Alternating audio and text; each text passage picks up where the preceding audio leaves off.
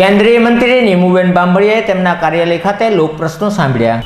ભાવનગર બોટાદના સાંસદ અને કેન્દ્રીય મંત્રી નીમુબેન બાંભણીયાએ તેમના કાર્યાલય ખાતે લોકપ્રશ્ન સાંભળવાનું આયોજન કર્યું હતું। આ આયોજનમાં મોટી સંખ્યામાં લોકો ઉપસ્થિત રહ્યા હતા અને પોતાના વિવિધ પ્રશ્નો રજૂ કરતા નીમુબેન બાંભણીયાએ ટેલિફોનિક અને રૂબરૂ આવેલા લોકોના પ્રશ્નો સાંભળી અને તેમના નિરાકરણ અર્થે સૂચનાઓ આપી હતી।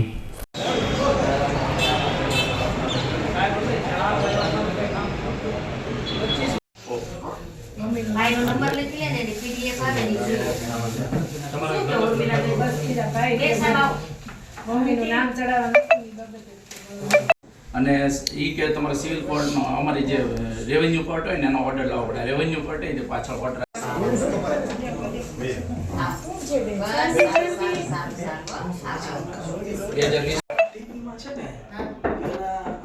એમની પર જગ્યા ન હોય તો ઓરડા કેમ એ તો બે કર નાખ્યો એ મેં કીધું કે આઈથી આપણે માને પેલા ઈ જે તે વખતે શાળા માટે જગ્યા રાખી હતી એટલે આપણે ઈ પછી ઓરડા મંજૂર કર્યા। અમે એક નિશાળ હતો તો સાહેબ ને ખબર હતી કોન્ટ્રાક્શન નું પ્રાથમિક શાળામાં એક 11 ઓરડા મંજૂર છે એમાં જગ્યા છે નહીં।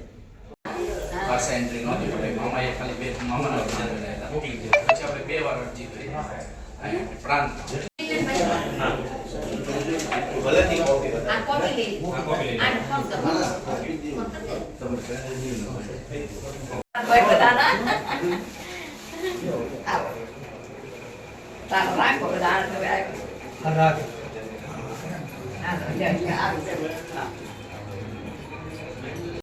જ્યારે પણ હું ગુજરાત અને ખાસ કરીને બોટાદ ભાવનગર જિલ્લાના સૌ કાર્યકરો મારા કાર્યાલય બધા પ્રશ્નો લઈને આવે છે અને હું નિયમિત મારા કાર્યાલય બેસું છું।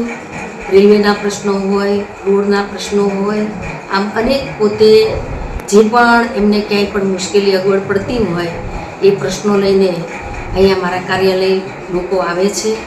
કાલે જિલ્લા વહીવટી તંત્ર સાથે દિશા મિટિંગ પણ મેં દિશા મિટિંગની અંદર પણ અનેક રજૂઆતો પ્રોજેક્ટો જે કાંઈ પણ લોકોના હતા એ પણ દિશા મિટિંગની અંદર સૂચના આપી અને કર્યા છે।